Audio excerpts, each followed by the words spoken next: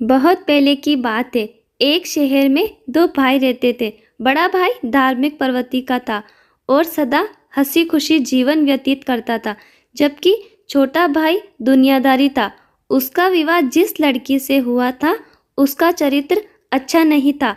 छोटे भाई की पत्नी ने बड़े भाई को अपनी ओर आकर्षित करने की भरपूर कोशिश की, लेकिन वे सफल नहीं हुई। एक दिन छोटे भाई की पत्नी ने अपने शरीर पर चोट मार ली और पति के आने पर शिकायत की। तुम्हारी अनुपस्थिति में तुम्हारा बड़ा भाई मेरे पास आया था। उसकी इच्छा पूरी न होने पर उसने मुझे बहुत मारा। पत्नी की बात सुनकर छोटा भाई क्रोधित होकर बड़े भाई की खोज में पास के जंगल में पहुंच गया, जहां वे धार्मिक ग्रंथ का पाठ कर रहा था। छोटे भाई ने क्रोध में भरकर बड़े भाई को गालियां दी, फिर कुल्हाड़ी से उसके दोनों हाथ और पैर काट दिए। बड़ा भाई दर्द से तड़पते हुए छोटे भाई से बोला, मैं तुमसे क्रुद्ध और दुखी नहीं हूँ, लेकिन मेरी एक प्रार्थना स्वीकार कर लो। धार्मिक ग्रंथ को मेरे सीने पर रख दो ताकि मैं अपना पाठ जारी रख सकूं। लेकिन छोटा भाई उसकी बात को अनसुनी करके अपने घर चला गया। उसी समय एक बूढ़ी औरत जंगल में लकड़ियां बीनने आई। उसने खून से लथपथ बड़े भाई को देखा और उसको अपने घर ले गई। बुढ़िया बहुत दयालु थी। उसने बड़ी लगन से उसकी देखभाल की और जल्दी ही उसके घाव भर गए। एक दिन सुबह के समय शाही मुनादी सुनाई दी, सुनिए सुनिए, रात के समय महाराज के बाग से फूल चुराए जा रहे हैं। जो कोई चोर को पकड़ कर लाएगा उसको भरपूर इनाम दिया जाएगा। राजा के माली और सैनिक चोरों को पकड़ने में असफल रहे हैं। महाराज बहुत दुखी हैं क्योंकि वे फूलों के शौकीन हैं। चोर बहुत ढीठ है जो राजा के सुंदर सुंदर फूलों को चुरा ले जाता है। बड़े भाई ने मुनादी बहुत ध्यान से सुनकर राजा के सेवकों से कहा, आप मुझे राजा के पास ले चले। राजा ने सेवक उसकी बातें सुनकर हंस पड़े, क्योंकि उनकी नज़र में वे अपाहिज आदमी क्या कर सकता था। फिर भी वे लोग उसको राजा के पास ले गए। अपाहिज भाई ने कहा, महाराज, आपके बाग में जिस पौधे के फूल सबसे सुंदर है उसके पास मेरे लिए कुटिया बनवा दे।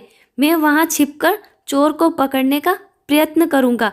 राजा ने अपने मंत्री को आदेश दिया कि इस अपाहिज व्यक्ति के इच्छा अनुसार कुटिया बना दी जाए। सेवकों ने बाग में चमेली के सफ़ेद फूलों वाली झाड़ी के पास कुटिया तैयार कर दी। वह सारा क्षेत्र चमेली के फूलों की खुशबू से महक रहा था। बड़ा भाई रात के समय धर्म ग्रंथ अपने पास रखकर मधुर आवाज में पाठ करने लगा। सुबह होने वाली थी, तभी उसको बाहर कोमल कंठों की हंसी सुनाई दी। वह मधुर आवाज में अपना पाठ कर रहा था। उसकी मधुर आवाज से आकर्षित होकर उसकी कुटिया के बाहर आवाज आई, महोदय, अपना पाठ अधिक तेज आवाज में सुनाइए ताकि हम लोग भी उसका आनंद ले सके। अपना दरवाजा भी खोलिए ताकि हम लोग अंदर आ सके। अंदर से अपाहिज भाई ने उत्तर दिया, मैं दरवाजा नहीं खोल सकता क्योंकि मेरे हाथ पैर नहीं है। बाहर से एक महिला की मधुर आवाज आई, मैं अपनी साड़ी का किनारा अंदर डाल रही हूँ, आप इसको अपने शरीर से छुआ दीजिए। उसने देखा कि उसके हाथ पैर ठीक हो गए। उसने उठकर दरवाज़ा खोल दिया, लेकिन साड़ी का किनारा नहीं छोड़ा। तभी उसकी कुटिया में अनेक देवियाँ आ गई।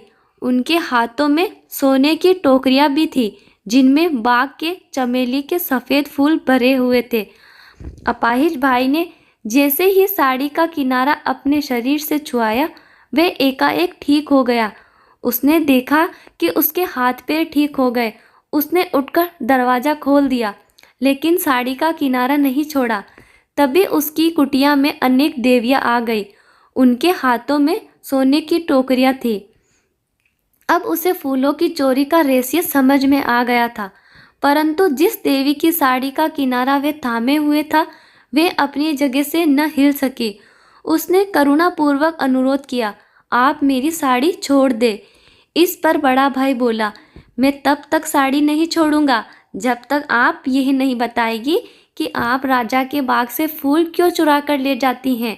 देवी ने उत्तर दिया, जब तक हम लोग अपने फूलों को लेकर तितलियों के पहाड़ पर बुद्ध के पद चिन्हों की अर्चना करने के लिए पृथ्वी पर पहुंच पाती है, तब तक हमारे फूल मुरझा जाते हैं। इसलिए हम राजा के बाग से फूल तोड़ लेते हैं। उसने पूछा, तितलियों के पहाड़ पर बुद्ध के पद चिन्ह कहाँ है? वे देवी बोली, जहाँ तितलियाँ मरने को जाती हैं वहीं तितलियों का पहाड़ है। यदि आप मुझको छोड़ दे तो मैं आपको वह पहाड़ दिखा दूंगी।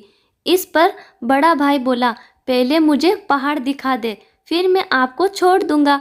इस बीच अन्य देवियाँ खिलखिलाकर हंसती हुई कुटिया से निकलकर अपने घर चली गई। कुटिया में अकेली रह गई देवी ने पुनः अनुरोध किया, अब सुबह होने वाली है, मुझे फौरन जाना चाहिए। मेरी सहेलियाँ पहले ही जा चुकी है।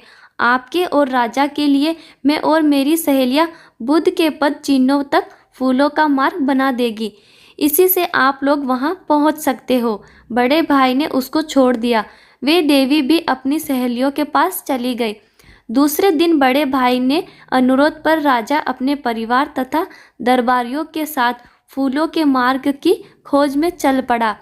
महल के बाहर निकलते ही फूलों का मार्ग दिखाई दे गया। वे लोग उस मार्ग पर चलकर नदी, नाले, खेत, जंगल पार करते हुए पहाड़ की चढ़ाई चढ़ते रहे।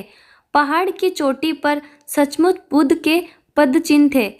राजा ने वहां पूजा अर्चना की। उसने बड़े भाई को धन धान्य देकर विदा किया। तब से हर व्यक्ति अपने जीवन में एक बार तितलियों के पहाड़ की यात्रा अवश्य करता है। तो दोस्तों, हमारी कहानी अच्छी लगे तो लाइक करें और चैनल को सब्सक्राइब करें।